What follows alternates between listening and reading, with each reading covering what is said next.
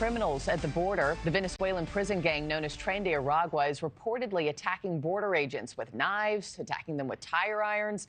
The New York Post is reporting that border officials are bracing for a similar attack from gang members today. This all happening as a new study reveals another disturbing new detail, that drug cartels are ranked as Mexico's fifth largest employer, with roughly 175,000 people working for them. President-elect Donald Trump has vowed to take a heavy hand with both of these factions. Joining me now, I have Alfonso Aguilar, Director of Hispanic Engagement at the American Principles Project and former chief of the U.S. Office of Citizenship. Alfonso, thank you for joining me. Appreciate it this morning. Good morning. Happy New Year. Happy New Year to you as well. This seems like open season on Border Patrol agents. This is frightening.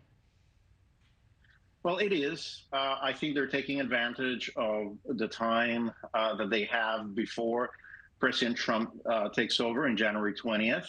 And we're seeing criminal organizations, members of Tren de Aragua, trying to get to the southern border and doing everything they can to enter the country. And because they know that as soon as the Trump administration starts, it's going to be almost impossible to enter the country and be released into the community, as has happened during this past 4 years. So it's not only Tren de Aragua, but other members of other criminal organizations and illegal immigrants in general are really trying to take this time before the new administration starts to try to get in. Yeah, before there's a new sheriff in town on January 20th. Exactly. But what do you really expect to change when Trump is in office? You know, I think everybody has this vision that the crossings are going to stop, the violence is going to end. Is that realistic to think that that'll be the case with the new president?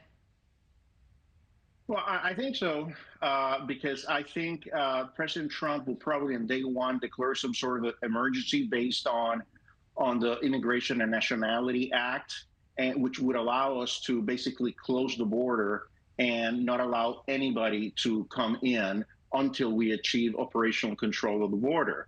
So right now, anybody who's arriving at the border and saying that they're concerned that they're going to be persecuted in their home country, they're going to be allowed in. They're not going to be detained. They're going to be released in the community. So I think President Trump, anybody who arrives at the border, surrenders to the Border Patrol, they're going to be detained. They're not going to be allowed in. So I think things are going to change dramatically because we're going to start dealing with the situation as what it is, a national emergency. And under the law, we have tools to prevent people from entering the country. And as you know, our asylum system is being abused. A lot of people arrive at the border. They say that they're afraid of going back home because they're going to be persecuted when that's not the case.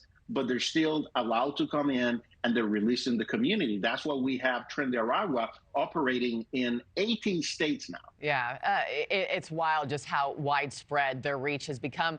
I also wanted to touch on the possibility that another Tren de Aragua attack could happen against our agents today. Do you know any more about that? And are our agents prepared for violence on this kind of scale? I don't have any intelligence about that. I hope they are preparing. Sadly, not enough attention has been given to the Border Patrol. As you know, for the past 4 years, they've been mostly processing people so they can enter the country rather than really focusing on criminal elements along the border.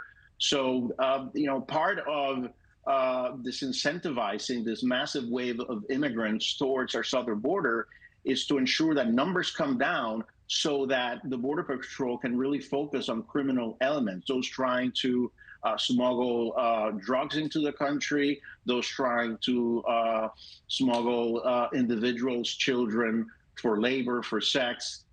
We have to ensure that the Border Patrol can do their job. Yeah, and has what they need. They've been stretched thin for years. And thank God for them, the men and women who do what they do. They're on the front lines every day. Alfonso Aguilar, thank you so much and Happy New Year to you.